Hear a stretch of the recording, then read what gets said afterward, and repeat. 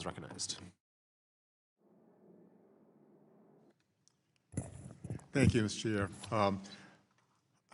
First of all, thank you guys for being here. I love to see innovation. It was so well needed, and I'm glad we're at that space we're embracing it big time.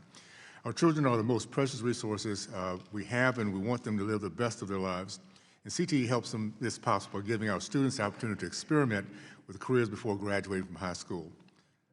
So they're more knowledgeable of their own interests and aptitudes. CTE also offers students a chance to build tangible, practical skills for use in life and in the workforce, in the workplace. In Utah, for instance, Jordan School District has used CTE to change lives. Students enrolled in CTE courses at Jordan and have a higher graduation rate than the general population of students. In addition, Jordan has provided over 16,000 credentials of value and 10,000 credits for students that will serve them as they continue education and development. Furthermore, 6 out of 10 students plan to pursue a career related to CTE coursework they've done. These lives have been changed forever for the better, and I believe that Jordan School District and their hardworking CTE teachers deserve recognition and thanks for the impact they're making. So with that, I'd like to start my questioning. I want to first of all direct my first question to Dr. Volzer, Mrs. Rice, and Mrs. Gasper. We keep hearing my colleagues, my Democratic colleagues, about the strong disapproval of interagency agreements signed between the Department of Education and Department of Labor. I'm trying to get a sense of whether there's anything to this noise that they're making. You are the innovators. You're out there making these things happen. You're on the ground in classrooms, developing programs, creating critical partnerships, and reporting strong outcomes. Would each of you like to please answer this? Does interagency agreements at all affect your programming, your work, or your outcomes? I want to start off with Dr. Volzer.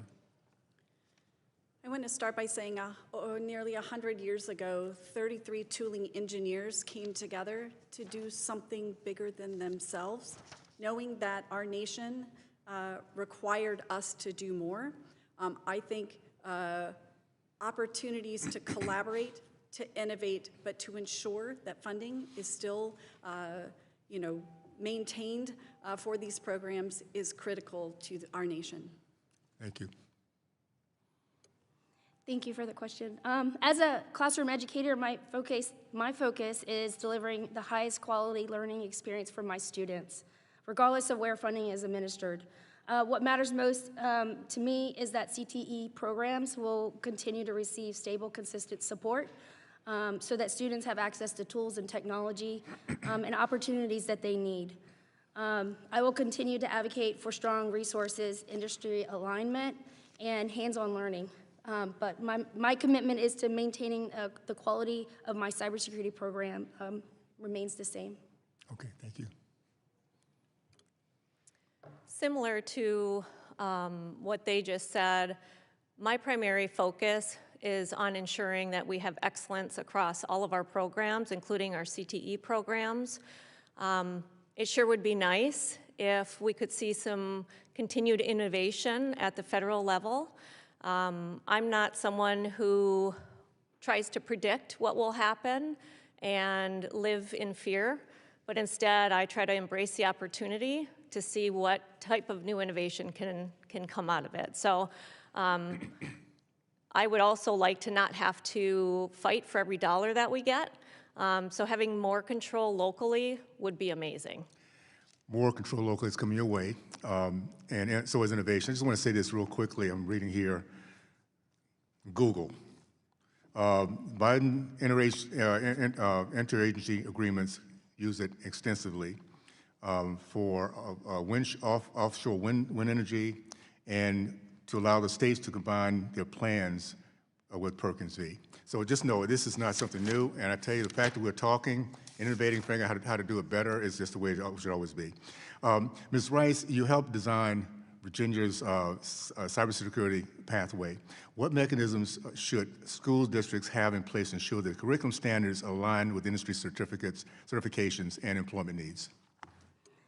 Thank you for the question. Aligning yourself with industry partners. I know something in Virginia, we actually just did this last week, is we just reviewed and rewrote our competencies for our cybersecurity course. We do that every 3 to 5 years based on the course. And we have higher education in the room, we have industry partners in the room, and we have other high school teachers. So we just make sure that it's always updated and fresh. Thank you. I just want to say thank you again for innovators. Well overdue. If we don't innovate, we die. So thank you. We're going to make this a great future for our kids. So appreciate that. Thank you. I'll yield back.